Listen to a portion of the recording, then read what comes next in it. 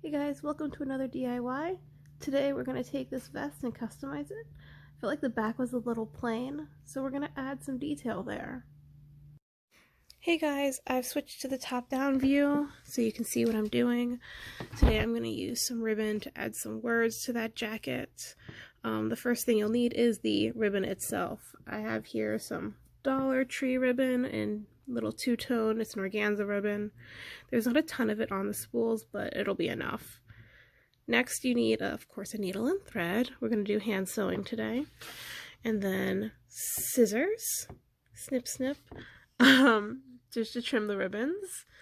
A lighter, or fabric, tack, whatever you need to finish it, the ends. So what we're going to do is just take my two ribbons. I want to sew them together down the middle and create kind of a pan flag color combination. That was my original idea when I saw them, and I think it'll be super cute. So to start it off, what I'm doing is just lining them up, matching the blues, and then I'm going to do my first stitch and push that through, then pull the thread most of the way and put the needle through the two threads just above the knot. That'll help lock this first stitch into place. That way I don't have to worry about it coming unraveled or the knot popping up. Then we're going to do a quick running stitch. You just go up and down from the top to the bottom. You try and keep your spacing even between your stitches. I'll usually cover most of the needle and then pull it all the way through. Now, if you're doing this on just a single colored ribbon, you would do this down the middle or on one edge, depending on how you want it gathered. For roughly every 3 inches you gather, you'll get about 1 inch of ruffled ribbon. And that's just a rough estimate. I'm doing this by hand so that I can kind of control how ruffled it is. If you have a ruffle foot on your machine, you can do this on a sewing machine. Even if you don't, you can just do a straight stitch on the longest length and pull the thread through much the same way I am with the needle after you've stitched it together.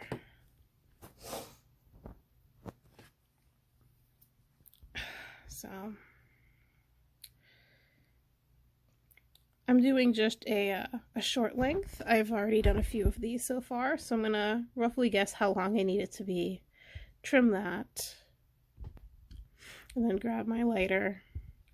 If you're too young to be using a lighter, I definitely recommend fray check is what it's called. It's just kind of almost like a glue that prevents the fabric from fraying, because that's what you just want to make sure the thread won't come out at the end of the ribbons and it'll unravel. So we're just going to do a few more stitches here. Up and down, up and down.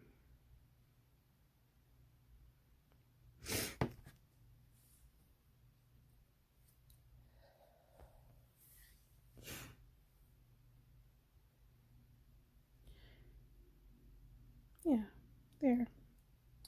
I like the look of that. I want it to be gathered, but not so gathered that it doesn't lay flat. I'm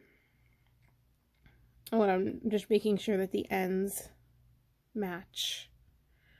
Then I'm gonna do a quick back stitch and then another loop just to finish it off, and I'll run my thread through that loop to make a knot. And then you can never be too safe, so let's do another knot.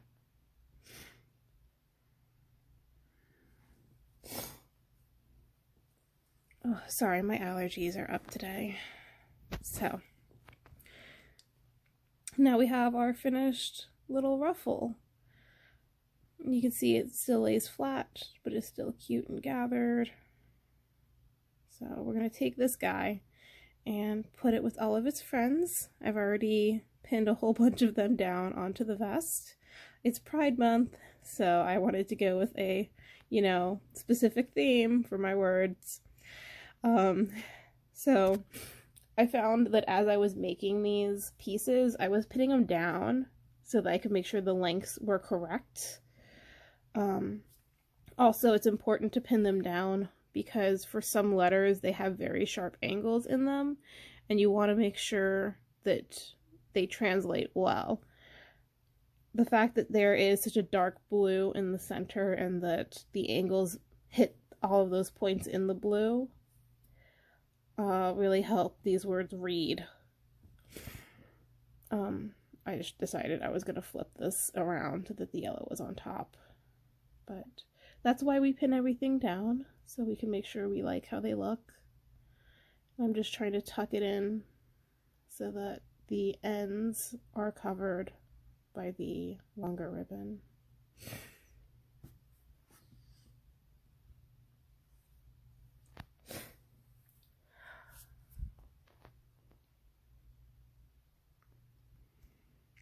Okay, once you've got everything pinned in place, it is time to grab, once again, your needle and thread.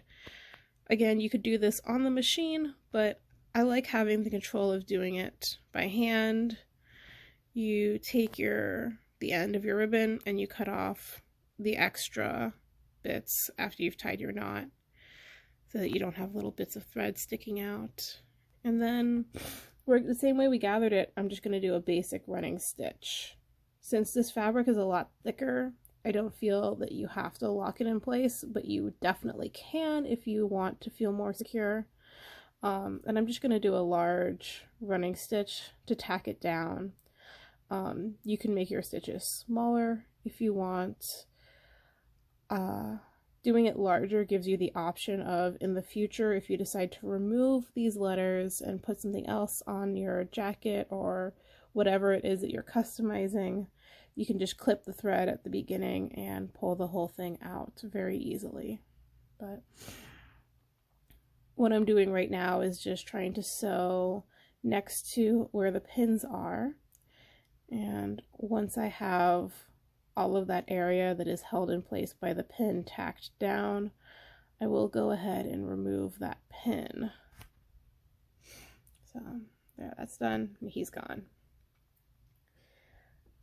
I think in total I spent 30 or 40 minutes hand stitching all of this down. You do have to be careful as you're sewing that your thread not get caught on either the edges of the ribbon or on other pins, or catch onto other parts of the garment, because then you have to basically clip it and start again. But you can see the thread catches a few places. It's just, you know, requires you to pay attention to where it is. And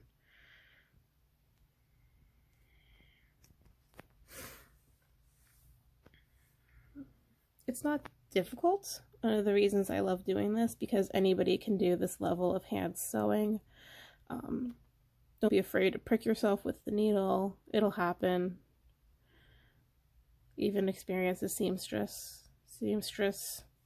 sewers, I think the new non-binary term is sewers, prick themselves.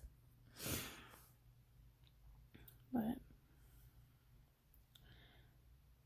yeah. What I'll go ahead and do is use movie magic and skip ahead to the end, where I've got most of this done for you guys, so you don't have to stare at me stitch at a million different things over and over. But so here we are. I've done the short part of the Y already, and I'm just finishing up this last letter. Again, I'm doing a running stitch up and down, and what's important here is when you get to a point where the letters meet, I try and make sure that I catch the end of the shorter ribbon, or just whatever joining ribbon is touching, so that it helps keep that more secure and kind of tucked in place. And then also when you get to any of the sharp points in the letter where there's a an angle. I try and hit exactly the middle of that. So when I remove the thread, it stays at that sharper angle so that it translates and reads well. Straight lines are a little hard. When I did the A, you can kind of see here it went a little crooked. I think it's because I only had one pin holding it in place, and that was in the middle, not on the ends. But we're just going to do a few more quick running stitches here. As I'm stitching it down, I'm trying to make sure I pull it so that it is tight, but not pulling it to the point where it's gathering even more underneath, because you don't want to ruffle the base fabric you're sewing on.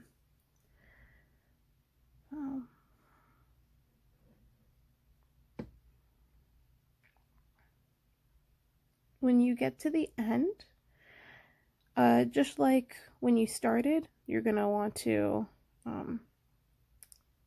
backstitch is what I call it. You just do another quick stitch to reinforce that point, get rid of your straight pin. Don't need that anymore. And then I'm just going to do a double knot here. There's one. What I'll do is I'll pinch where I want the knot to stay, and that'll kind of help it form where I want it to. Right?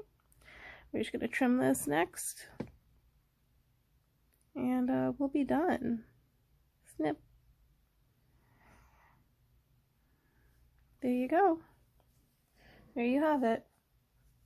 My lovely pastel word. Ta-da! So here we have the finished jacket.